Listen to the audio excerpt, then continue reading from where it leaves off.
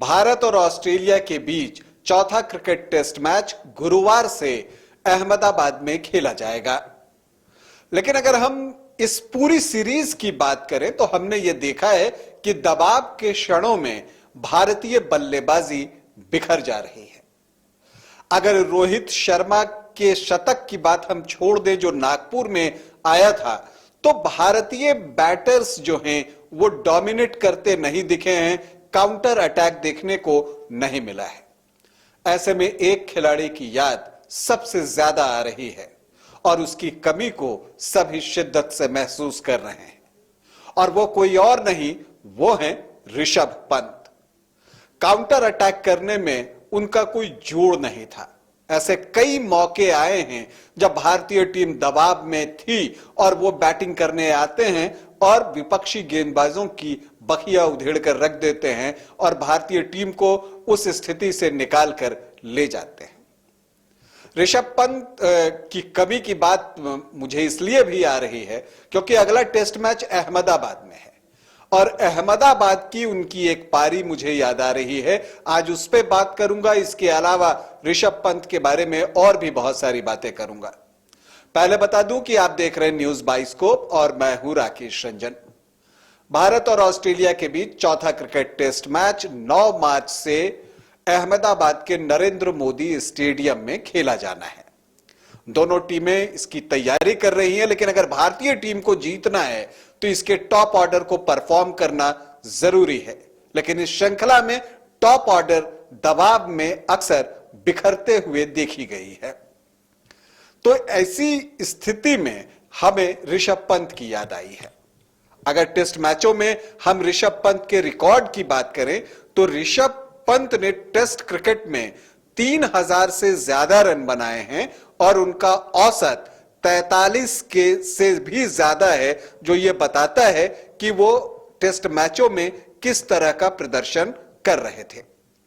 इतना ही नहीं, अगर हम उनके स्ट्राइक रेट की बात करें तो टेस्ट मैचों में उनका स्ट्राइक रेट 73.6 है, जो यह बताता है कि जब भी जरूरत पड़ी है वो काउंटर अटैक को तैयार दिखे हैं। वही काउंटर अटैक भारत की इस टॉप ऑर्डर में मिसिंग है। अगर मैंने कहा कि अहमदाबाद में टेस्ट मैच है तो अहमदाबाद में ऋषभ पंत की एक पारी मुझे याद आ रही है, तो बात बहुत पुरानी नहीं है, 2021 की बात है। इंग्लैंड से मुकाबला था, अहमदाबाद में ही था। वो चौथा क्रिकेट टेस्ट मैच था। इंग्लैंड की टीम ने 205 रन बनाए थे। अब भारतीय टीम जो है वो 43 पर विराट कोहली का विकेट खोकर 3 विकेट गंवा देती है। फिर थोड़ी देर के बाद अजिंक्य रहाणे भी आउट हो जाते हैं, 80 पर 4 और भारतीय टीम दबाव में। लेकिन वहां पर ऋषभ पंत आते हैं और काउंटर अटैक करते हैं। और क्या पारी थी!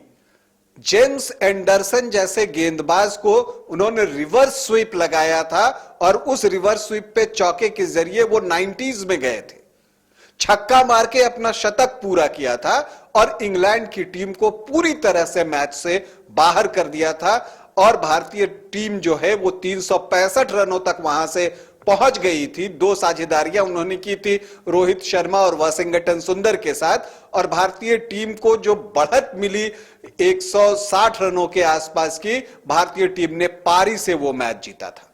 इसी तरह की स्पिनिंग ट्रैक थी, जिस तरह की स्पिनिंग विकेट्स पर हम मैच खेल रहे हैं वर्तमान सीरीज में। और स्कोर आप देखिए, इंग्लैंड ने 205 बनाए, दूसरी पारी में वो 160 रन भी नहीं बना सकी, पारी से हार गई। और भारतीय टीम ने 365 बनाए। तो क्यों बनाए? क्योंकि वहां ऋषभ का काउंटर अटैक था। तो यह फर्क होता है, उस पारी की कमी भारतीय टीम को महसूस हो रही है, उस तरह की बल्लेबाजी की कमी भारतीय टीम को महसूस हो रही है और ऋषभ पंत की कमी महसूस हो रही है। हम सभी जानते हैं कि ऋषभ पंत अभी नहीं खेल सकते, इसमें किसी की कोई गलती नहीं है। अब वो चोटिल हैं, रिकवर कर रहे हैं। अभी उन्होंने सोशल मीडिया पर अपनी एक पिक भी डाली है जिसमें वो शतरंज जो है खेल रहे हैं और उन्होंने पूछा भी है कि बताइए दूसरी तरफ से कौन है। लेकिन ये सब बातें तो हैं, लेकिन एक उस तरह के बैटर की कमी भारतीय टीम ऑस्ट्रेलिया के खिलाफ टेस्ट सीरीज में मिस कर रही है। कौन हो सकता है वो? सूर्य कुमार यादव को नागपुर टेस्ट में इसीलिए खिलाया गया था कि शायद वो ऋषभ वाली भूमिका में आएंगे, लेकिन अगले टेस्ट मैच में आपको श्रेयस अय्यर आ गए और इस वजह से फिर सूर्या को और मौके नहीं मिले और जो एकमात्र मौका सूर्या को मिला था वो उसे भुना नहीं पाए।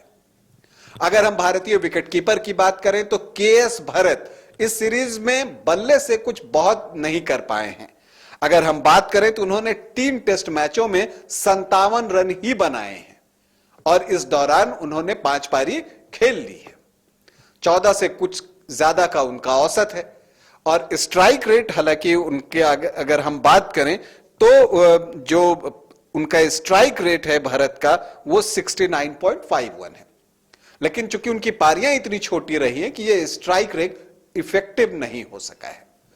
तो हालांकि मैं केएस भारत के विरुद्ध कुछ नहीं बोल रहा हूं, बहुत कम मौके मिले, अभी 3 टेस्ट मैच है, तो अभी किसी निर्णय पर पहुंच जाना समझदारी की बात नहीं होगी, उन्हें और मौके मिलने चाहिए। लेकिन ऐसे में अब यह सवाल भी उठने लगा है कि चौथे टेस्ट मैच में केएस भारत के साथ ही भारतीय टीम को जाना चाहिए या ईशान किशन को मौका मिलना चाहिए। लेकिन मैं बात कर रहा था ऋषभ पंत की, और मैं बताऊं कि दबाव जब आता है किसी भी खिलाड़ी पर या टीम पर तो 2 चीजें होती हैं, या तो वो खिलाड़ी जो है बिखर जाता है उस दबाव में या निखर जाता है, और जो निखरता है वही बड़ा खिलाड़ी बनता है। और समझिए कि जो चौथी पारी होती है उससे ज्यादा दबाव कभी नहीं होता, और चौथी पारी में ऋषभ पंत का जो एवरेज है वो है 61 से ज्यादा का।